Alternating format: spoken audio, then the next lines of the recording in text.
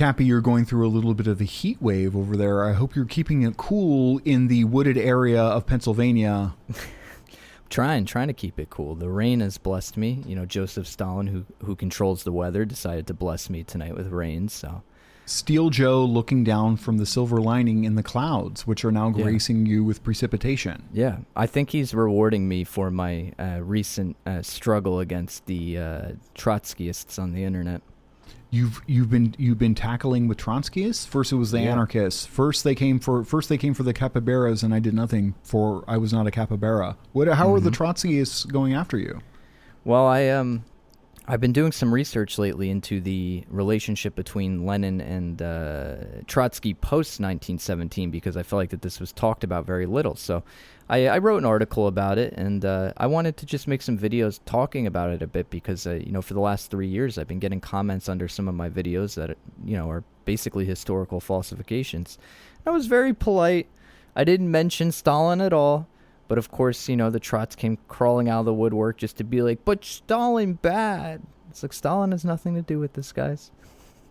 So you've been going back and forth with them regarding that. Now, so you were from is it Dutch? Is it Mennonite? Is it the Pennsylvania I'm from Dutch? New Jersey. Is it from no? But is it like? Do you have regarding either secrets to keeping it cool under very hellish summer conditions? Is there any tips or strats that you've learned from the Amish community there regarding that, or how to tango with trots online? Trots on TikTok?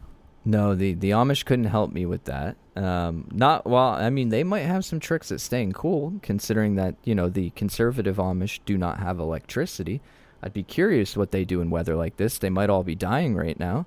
But I would imagine that the Amish constructed barns and other stuff, keep that in mind, and they do things to improve like airflow and stuff like that to sort of ameliorate the natural atmospheric conditions without sans electricity. Yeah, I'm sure they do. And a lot of the ones, at least that the communities that I know of, they have some electricity and shit now. You go to the Amish farmers market, that shit's fully powered. They have fucking coolers. It's not. Yeah. I'm assuming they use electricity at home as well. There's a lot of very liberal Amish communities.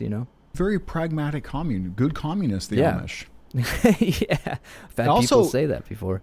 Did you know this, that Amish actually have laptops and stuff? They're just sort of de-bloated, and they don't have a lot of what might be venues for like hedonism on there. Yeah, I have apps and other stuff on there. Yeah, I saw that on TikTok recently. Like, they basically have them stripped down to just like calls and texts, and then they also have trackers so that the husband and wife can both track each other's like wherever they're going and stuff. And it's interesting. Very, very progressive. I mean, for the Amish, I suppose so. Did the Amish fix the patriarchy in that regard, or do you think there's still issues in that regard? There's definitely still issues in that regard. And, generally speaking, the Amish, at least from ex-Amish, there's a You're few ex-Amish? No, I'm not Amish. Oh. I'm definitely not Amish. Okay. I come from Irish. You kind of have the people. air about you of a guy that went on Rumspringa and just never stopped. No, not me. But I'm not far from the Amish. I go right over the border into Pennsylvania. It's about, an hour and a half, 2 hours to Lancaster. The people from Lancaster are going to ridicule me for how I just said that. But that's what we call it here from New Jersey, and it's loaded with Amish people. That's where they're at. Now, Cappy, how do you think that some of the Amish would react to some of these fine geopolitical news stories that you've curated for us here today? Oh, I think they're gonna love these stories. So we're gonna go over them right now just for them. Okay, what do you have up first? So for the audience benefit, what we're doing today is geopolitical contemporary news that you might care about. If you are a woke third worldist, if you like national liberation movements, if you're a Marxist-Leninist, and if you're somebody that is yearning for news that is free from neoliberal perspective, if any of those things apply to you, you're going to love this. Yep. anti-American campists, socialists, Love it. whatever you may be. Here we are. Yeah. So, okay, what do you have up? What do you have up first? The first one was an article I had just read today from Granma, which is the Communist Party of Cuba's newspaper. It's called "Economic and Social Transformations Could Attract More Chinese Companies to Cuba." Of course, immediately I was like, that sounds interesting. So, to summarize it briefly, essentially, this is a hot topic right now too. So I'm sure people would like to know some of this, but. Cuba approved 176 economic reforms to expand foreign investment and accelerate economic development. And these reforms include greater private sector participation, decentralized foreign trade, and new investment opportunities, including in banking and finance.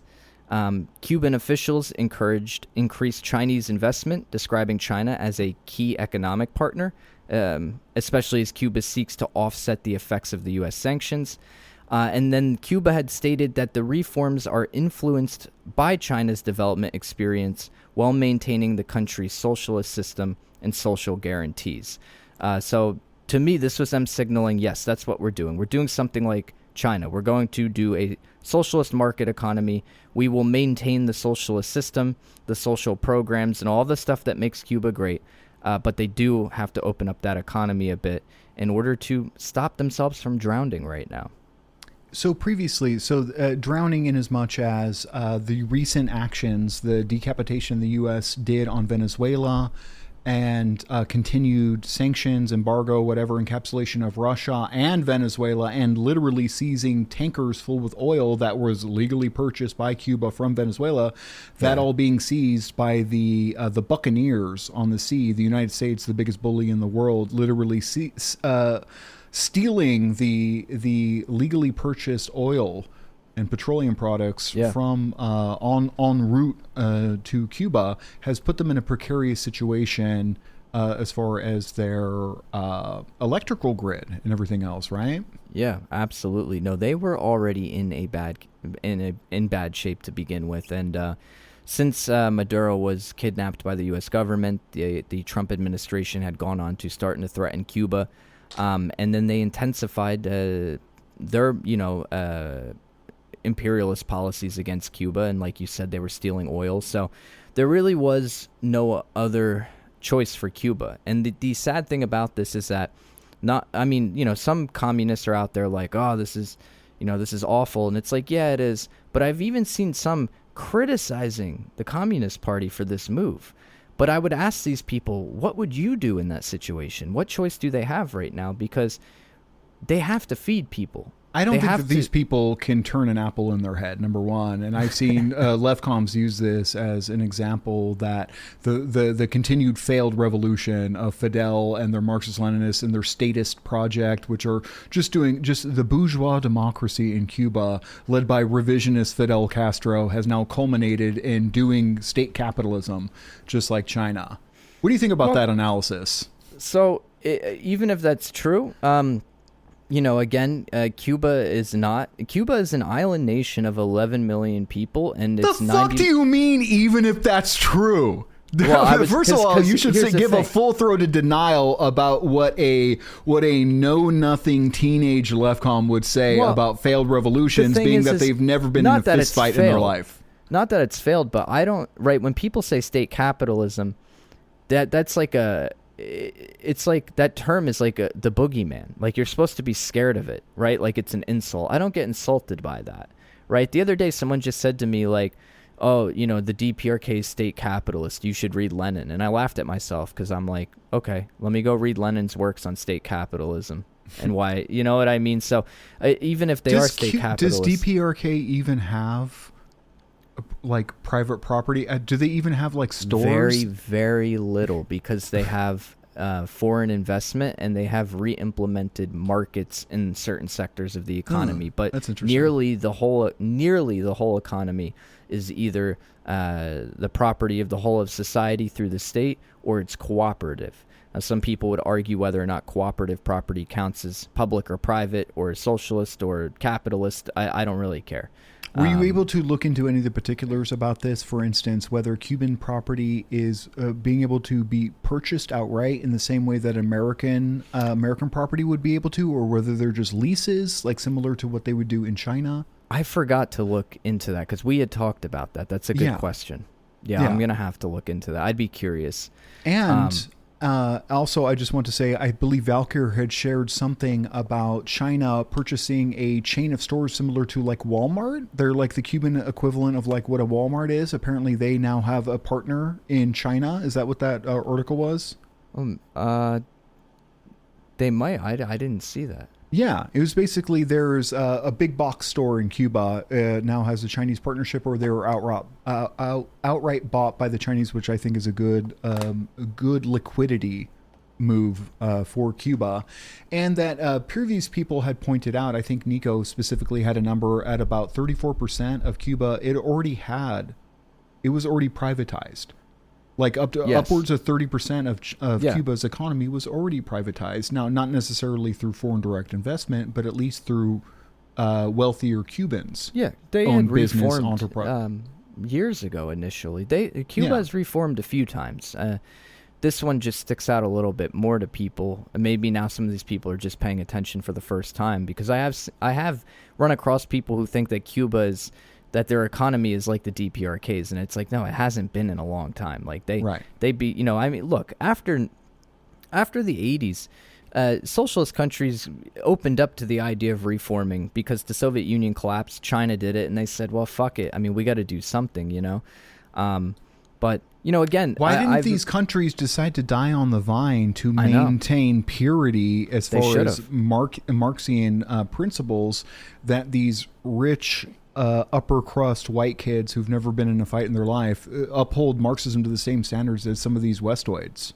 Yeah, that's a good question, isn't it? I wonder that myself. Damn, they should be more pure. Fuck the people. Fuck surviving. Fuck your sovereignty. Just fuck the material conditions. 100%. Yeah. Well, you're gonna piss a lot of the left comms off with that. You just said it. Material conditions. They hate that. They hate that. Anything where reality interfaces with human beings, they hate it. That's idealism. Yeah. And moralism. Yeah. Oh, you care if people eat rocks and mud? Moralizing. Yeah. No, I'm like, it's actually good that China pulled 800 million people out of extreme poverty, and the left comms are like, well, it's not really good. That's moralism. Well, call it whatever you want. People are fucking eating. They have a house. They have a good education, and I like that fucking shit. Yeah, for me personally, if I was able to successfully run a national democratic movement which was able to implement a dictatorship of the proletariat in my country, the second I had to make some concessions in order to keep existing in the anarchic world stage, I would instantly do a Jonestown. All right, everyone line up. We're drinking the Kool-Aid. We're phenobarbital shots. Line the people up, and if anybody tries to run, just machine gun turret right in the back. Full Jonestown. Yeah. We demand ideological purity because we're not idealists. Because otherwise it would be idealism. Not an idealist, not moralistic. Yeah. I agree. Yeah. The last thing I have to say about this, I mentioned this in the Patreon Live the other day. When a socialist movement undertakes reforms such as this, of course it's risky. They open up themselves to many risks. So hopefully going forward, we will see Cuba do something similar to what China did, which is as you open up economically, you consolidate politically. You strengthen your political system. You do anti-corruption campaigns. And you know what I mean? You have to make sure... It demands it.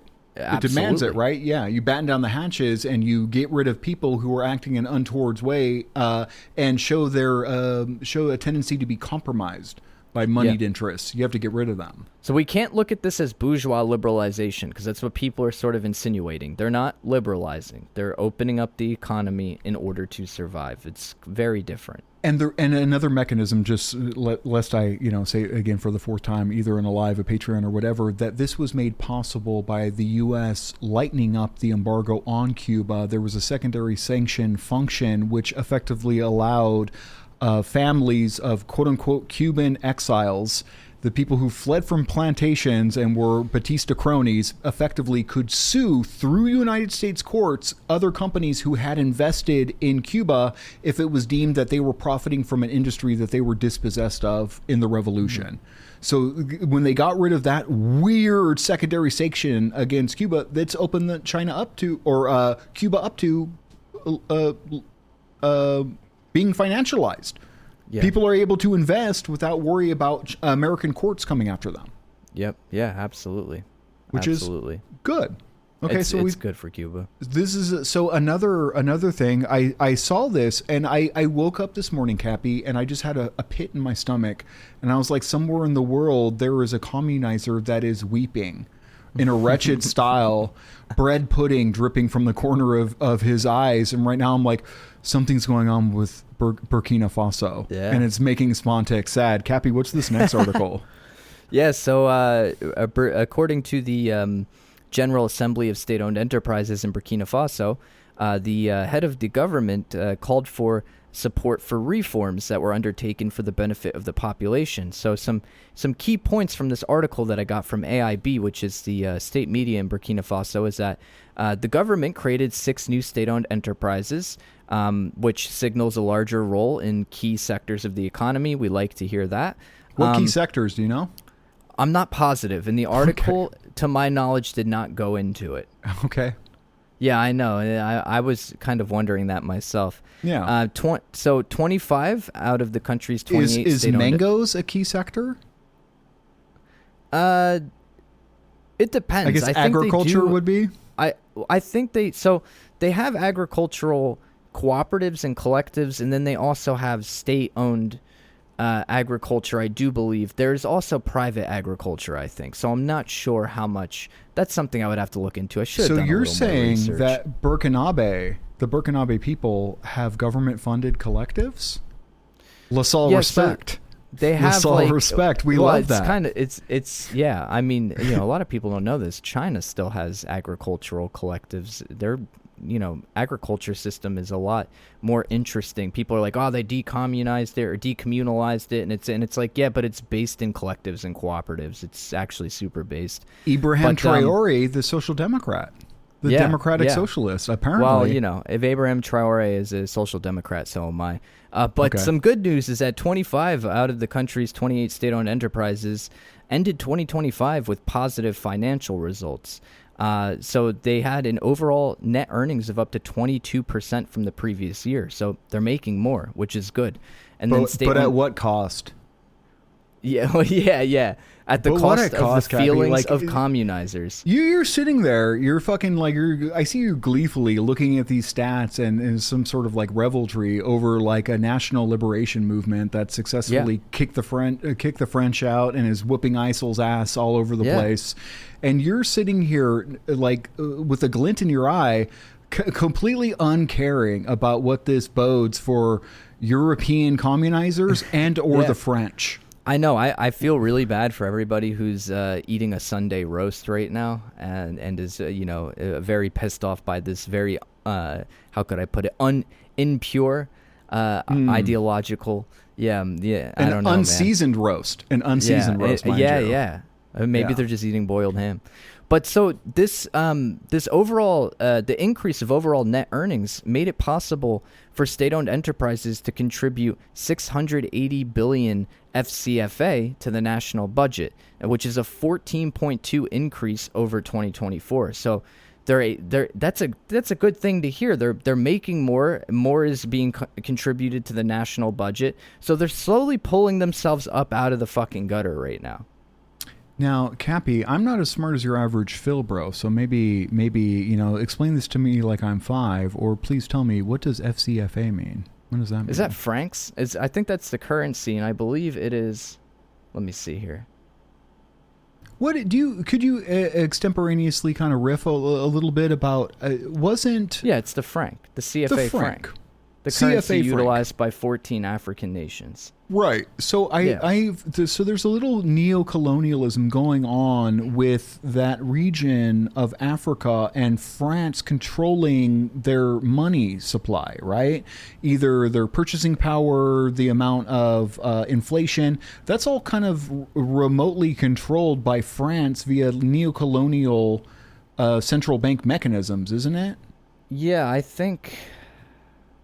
I'm not sure quite how it works, but yes, there is still obviously neo-colonial structures and how can the Burkinabe people be sovereign if they're still have French mechanisms controlled to their currency? So I'm sure eventually they'll do something about that, but remember what happened to the last person who wanted to make an African currency backed by the communizer praxis happened. Yeah. Yeah. Yeah. Yeah, NATO and the CIA. Good. They had an up. Everyone understands. I learned this listening to Green Anson. Everybody agrees that when government centralization is bad. So whether those interventions and or protests or whatever, whether they're spurred on by CIA interventionism or not, if it gets rid of somebody who's trying to in an evil fashion consolidate power so as to ameliorate some of the worst material conditions of their citizenry, it's a net positive for communizers when they're removed. Is that right? Oh, yeah. No, the communizers love the Arab Spring protests and the NATO and CIA intervention in Libya. In fact, they don't even believe it was NATO or CIA backed, as we discovered in your live stream, where you were recorded and then posted saying that like it was a got you. It's like, no, everyone knows that. Like, you could read that in the Western media. You could read that on fucking PBS. Yeah. I'm pretty sure all of the Joint Chiefs of Staffs collectively jerked off while gleefully recounting to captured Western Mockingbird media about their successful coup in Libya. Yeah. I'm pretty sure it's objective reality. We saw he died. Hillary Clinton. Yeah. You know? Yeah. So, go ahead. I was going to say it. Regardless of how the communizers feel about it, Burkina Faso is going to keep rising. The AES, the Alliance of Sahel States, is going to keep rising.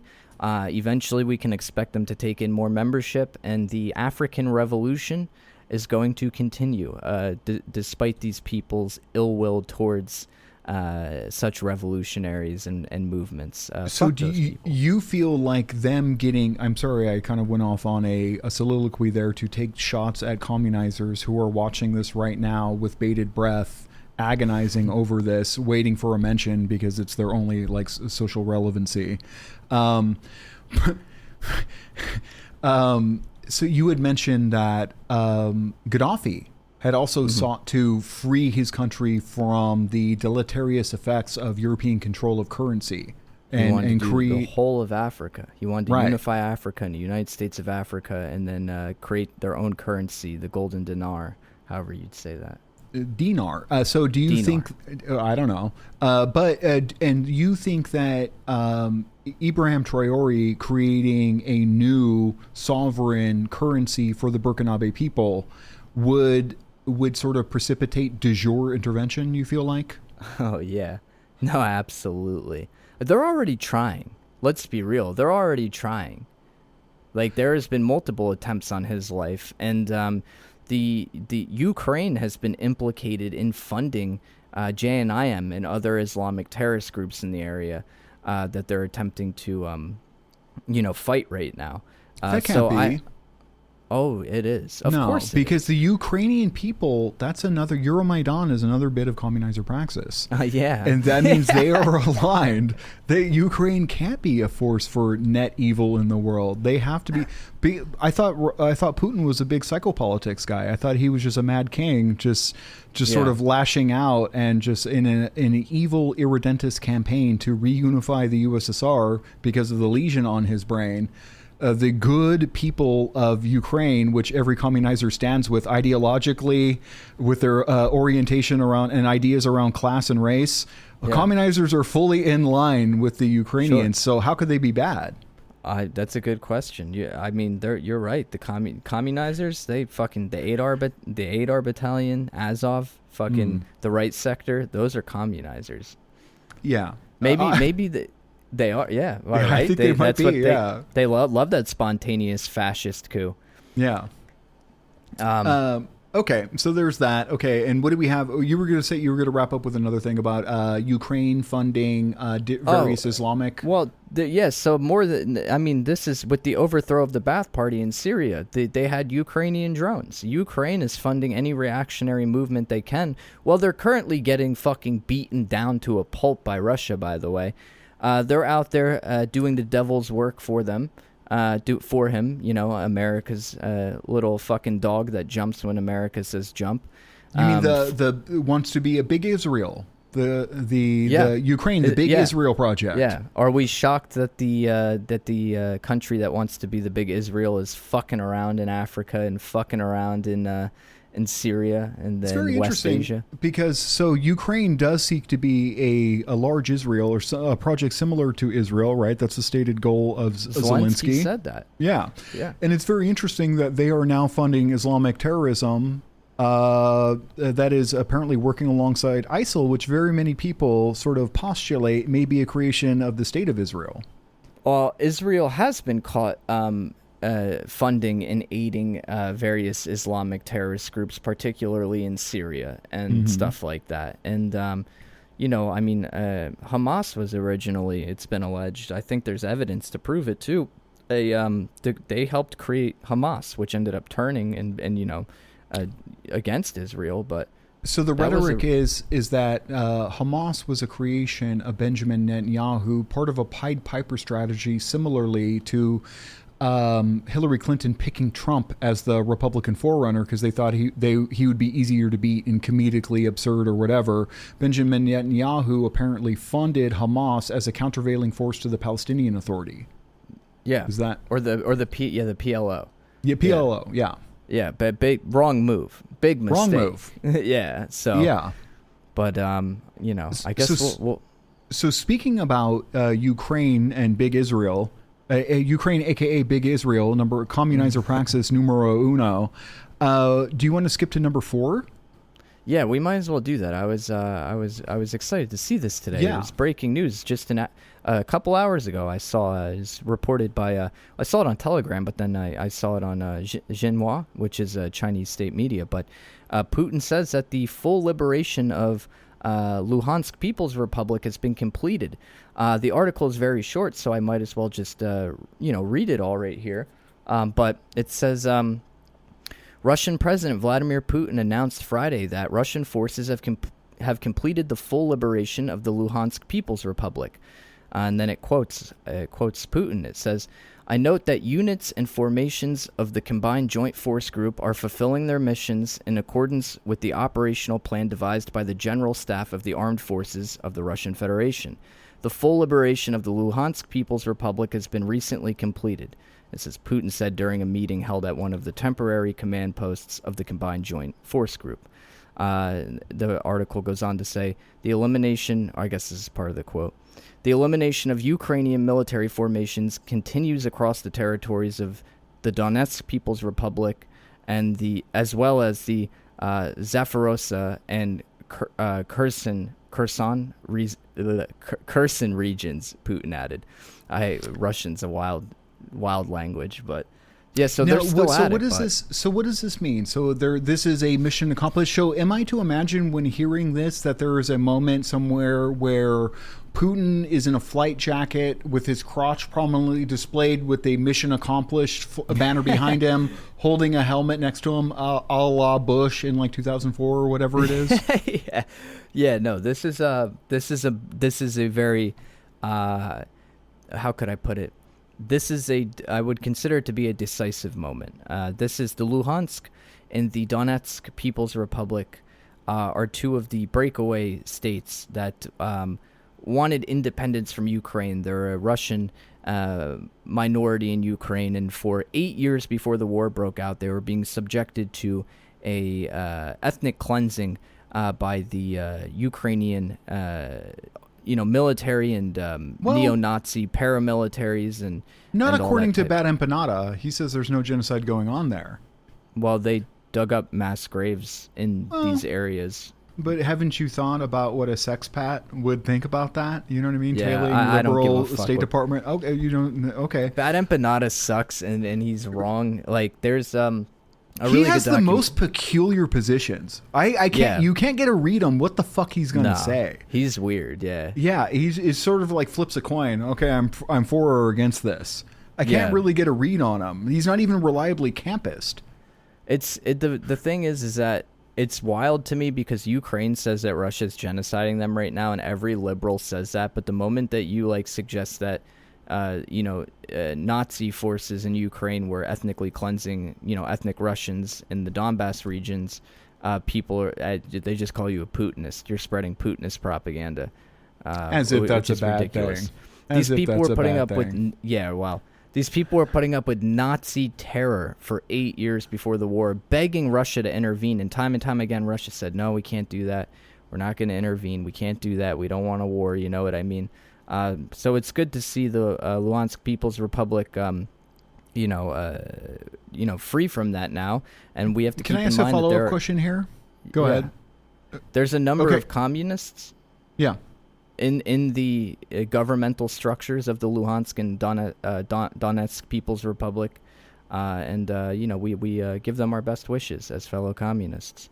Valkyr in chat, in the Discord, shout out to Valkyr, had pointed out that all of the interventionist, quote unquote, irredentist, quote unquote, psychopolitics of Putin into the Russian sphere of influence and wars of aggression, like a madman, stealing land. All of those can be were as a result of like literally Western funded aggressions, pogroms, and like genocides of certain ethnic groups, like in Georgia and Crimea. Yes. And like every single time, it's like Russia stepping in to stop Western funded aggression against indigenous peoples there. Yes. Well, that's why, someone was cracking up on my live the other day because I said that the invasion of Ukraine by Russia was a defensive action. One, to try and push NATO back, who was encroaching on Russia's borders. And then two, to denazify Ukraine and to assist the Russian minorities that were being ethnically cleansed there. And I don't think that's like crazy. Like, you know what I mean? You can defensively invade somebody. And they are defending people. So my understanding that it was a huge breaking point was when the EU, for example, fell in line instantly support Georgia during their ethnic cleansing against the Ossetians, Ossetians, which was when Putin intervened in Georgia to establish South Ossetia. I don't even know how to pronounce that, but I was completely unaware of that. I just know obliquely that like Russia like snagged Georgia, and that it meant Putin was a madman. Yeah, that's the way they try and frame it, right? Yeah, Cappy, and like apparently like Valkyr like kind of painstakingly through that Discord. Just joined the Discord. Valkyr's a gem. She's always dropping gems. I'm like, I didn't realize that it was literally like 4 or 5 times all of their interventionism was literally to stop literally Western aligned people from massacring people. Yeah. In Donbass, in Luhansk, in Crimea, in Georgia. It was literally Russia being the mediative, the sort of rational person in the area. But I don't know, maybe America is built different. If Canada, we didn't really intervene when Canada was genociding the indigenous either, So no, maybe that's just not America's style. Yeah, we were too busy genociding our own indigenous populations. We're still too busy doing that. That is true, and it continues. Yeah. I think that even indigenous women to this day are sort of given non-consensual hysterectomies. It literally, like in a eugenicist fashion, it's literally insane. I don't hear the ACP talking about that. Do they even really care? No, they don't. Probably not. Okay. What do we have this fourth one here? So rounding up our geopolitical campus news. Campus news. What is this? The fourth article that you have for us here. So this is again a shout out to Valkyr for sending me this. But there was a Chinese think tank that released a report on U.S. military expansion in the Philippines. And the study reveals how U.S. uses Manila to destabilize region, says expert. Okay, so hold up, pause. Who the fuck needed an expert think tank to say U.S. is funding fucking what's it called when you have a military fucking thing there? Well, just U.S. military expansion. We didn't. No. What's it called? What's it called when you're a base? A base, yeah. Who the fuck needed a expert to tell people that the United States putting a military base on the north of Philippines that's directly in China's naval fucking territories and sphere of influence was an effort to destabilize shit? Yeah. No, news break. U.S. is using Taiwan as a proxy against China. Yeah. We know. We know that.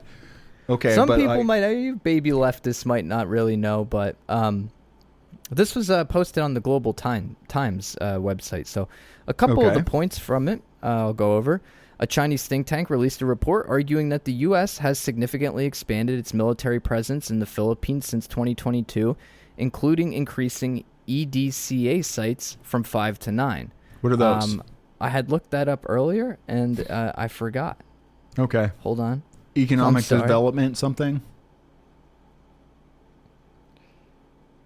It's an enhanced defense cooperation agreement. That's right. Okay. Yeah, an enhanced defense cooperation agreement. All right.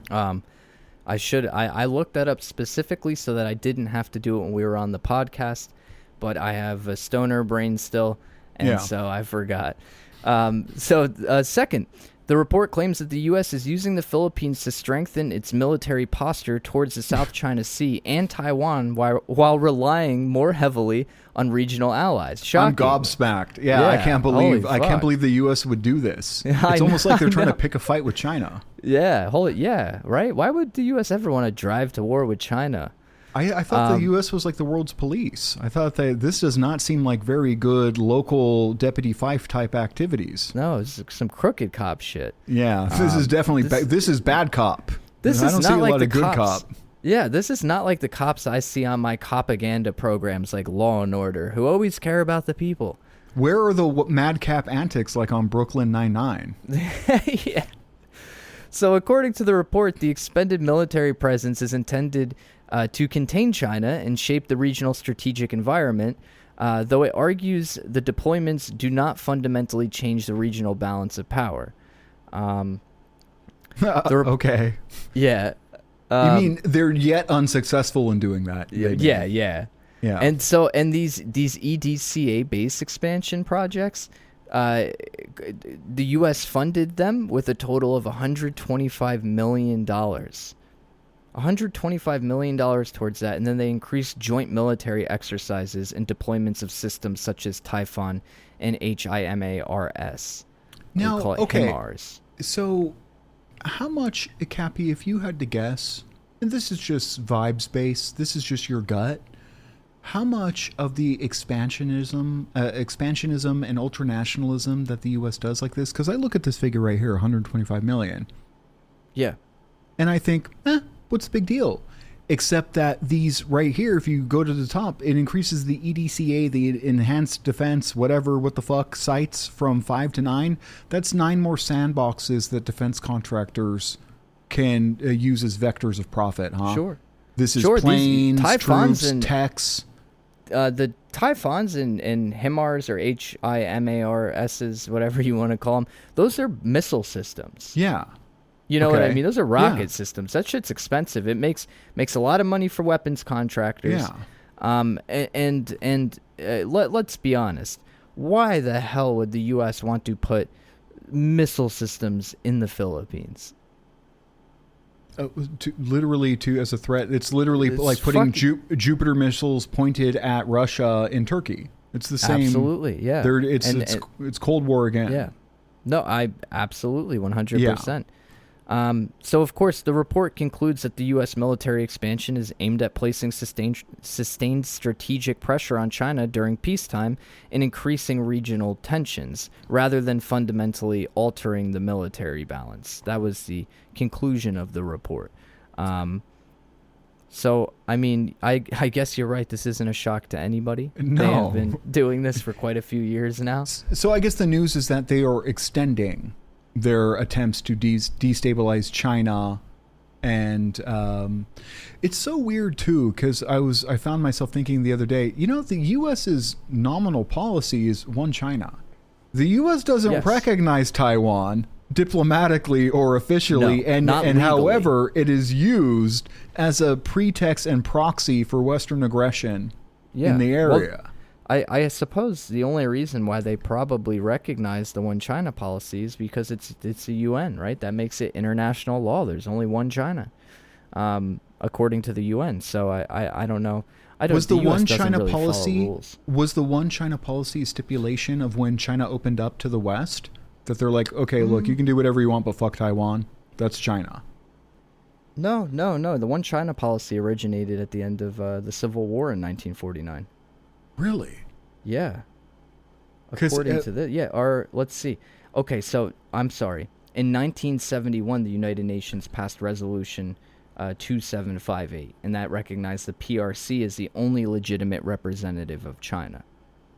But the United States outlined their own one China policy during Nixon's visit to China in 1972.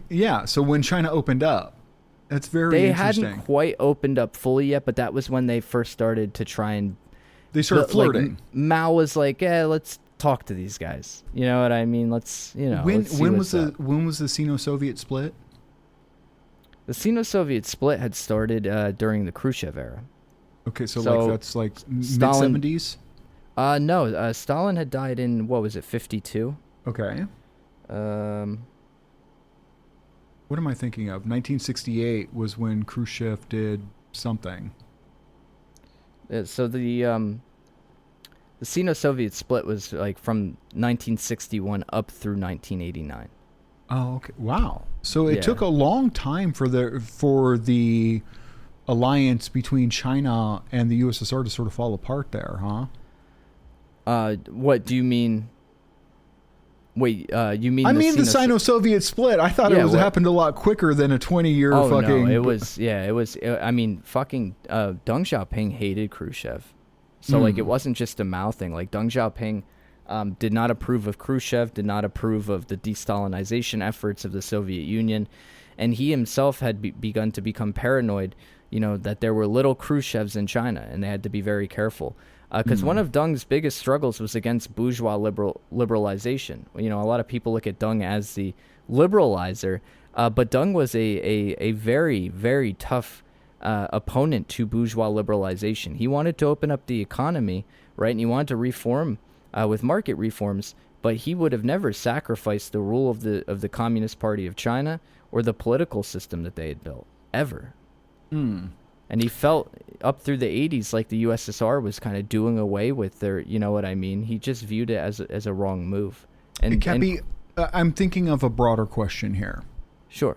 I'm thinking of a broader question here. Is the United States completely renegade? And when I say that, I mean this. So I look at this. The extension of these sites in the Philippines that are effectively, yes, they are attempts of an increasingly visibly impotent U.S. military to sort of visually encroach and apply pressure to China. How much of it is that? How much of it is spurred on by defense contractors who are increasingly enfranchised in global politics by way of access to U.S. legislators, Joint Chief of Staff, who are also probably on payola from these wealthy industrialist defense contractors, right? Weapons manufacturers, plane manufacturers. How much is the United States making rational decisions based on imperial hegemony and the perpetuation of it? And how much of this is sort of ad hoc, whatever works to create more of a surface area for defense contractors to get money from? And if it's the latter, is the United States even in control of what the United States is doing if we're outsourcing it? I mean, that's a good question. I'm not sure I would quantify that. I'm not like a, professional geopolitical analyst, so I'm not really sure. I like to think that, right, a dying empire starts acting out, right? They start to throw tantrums, and they start, like, when you're losing hegemony, you'll do anything to gain it back. So we know that that's part of it. As the empire is dying, it's lashing out.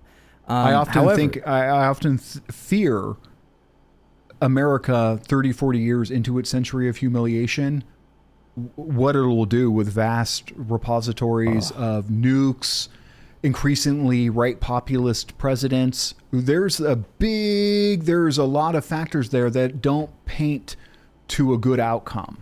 No, it's actually scary because we've used nukes before. You know what I mean? So it's in like, the area. I would not. Yeah. Yeah. People will say like, I don't think they're going to drop a nuke on Iran. And it's like, I hope they wouldn't, but like, I wouldn't put it past them to do something like that. I wouldn't put it past them, no. That's when I first saw the increasingly effective Iranian counterstrikes, I was like, oop, hopefully they don't do too good, is the thing that crossed my mind. Hopefully America isn't too embarrassed. Like, luckily the news cycles are as such that most Americans already don't care about Iran. They already don't give a fuck. It's already old news. They've moved. They're the only thing they care about. They're my gas. You know what I mean? Yeah. Fuck if babies are being fucking murdered by the U.S. and Israel in Iran. My gas went up. Like, that's all they care about. You know what I mean? Yeah, but I 100% could see it as a potential thing, especially if there was a situation wherein China did stop providing productive logistics for American companies. If they cut America off, America would be fucked and increasingly hostile. It would almost demand a conflict. Even if they knew that they might not win it, they would do it just because they're backed into a corner and there's no other way out. You know what I mean? You have nothing to lose at that point. America is like a big crackhead dependent on your product. Yeah, it's true. Yeah. That's funny. It's like you technically have the power and can cut them off, but then you'd have to wonder, what are they going to do? Yeah. To answer your question, though, I'm not sure. Of course, like for both, weapons contractors, they're making money. They're happy. It's good for them. The U.S., who is lashing out, attempting to maintain its imperialist hegemony over the world, they think at the moment, they're like, oh, this will help. This, you know what I mean? So it works for them. I think that it's a little bit of both, and I couldn't quantify which one is in charge of making the decisions to do stuff like this. But they do of course they do follow the money, right? So yeah, I guess we're just gonna have to keep our eyes peeled and see, and hope that the profit motive for warmongering doesn't just spiral us into World War III, which is always a valid concern in America. Yeah, I think that when 100 years from now, God, if the Earth is still here, when we open up the history books, they will consider the beginning of World War III to be the Ukraine War. That's what I think. Okay. Cappy, I think that's going to do it for us today. I want to remind everybody to join us. Hit up the link tree, Cappy's link tree at tr.ee/Red Army Capybara, where you can find the Discord, you can find our Patreon. Join us there. We do streams every Tuesday and Thursday. We have some fun activities planned for you there. And is there anything that you want to say in summation to all these woke scold, idpol, westoids, left comms, and communizers who are furiously watching this with furrowed brow? No, I got nothing to say to them. Fuck them. But I do have something to say to the rest of the comrades out there. The good, strong Lassallians. Yeah. So, guys, stay cool out there. The heat wave is brutal, and like I always say, you don't do anything Cappy wouldn't do. Don't talk to cops, and just have a good week.